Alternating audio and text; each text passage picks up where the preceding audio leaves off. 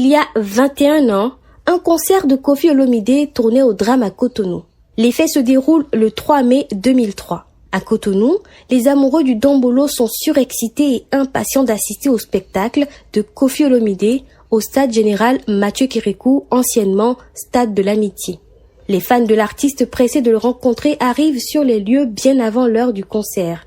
Certaines sources indiquent que le nombre de tickets d'entrée vendus dépassait le nombre de places assises dans le stade.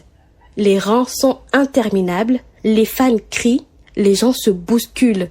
L'irréparable a été commis lorsque l'un des animateurs prend le micro et demande au public d'avancer.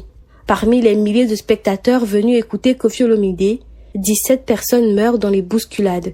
Dans un entretien sur la chaîne béninoise Eden TV, l'animateur Jean-Louis Azé est revenu sur les détails du drame. Il raconte qu'au moment des faits, Koffi Olomidé n'était pas encore sur le terrain. Seul son orchestre s'y trouvait selon son récit. Quand il arrive sur scène, l'artiste, surpris d'apprendre qu'il y a eu des décès, présente ses condoléances et décide de ne pas faire son spectacle. Il retourne alors à son hôtel.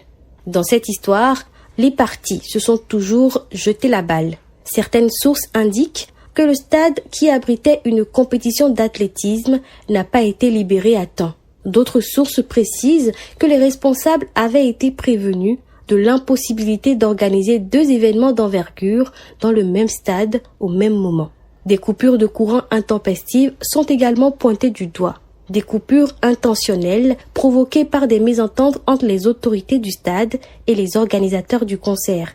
Au lendemain du drame, lorsque le peuple révolté exige des sanctions, quelques promoteurs du spectacle et le directeur de l'office de gestion du stade sont déposés en prison.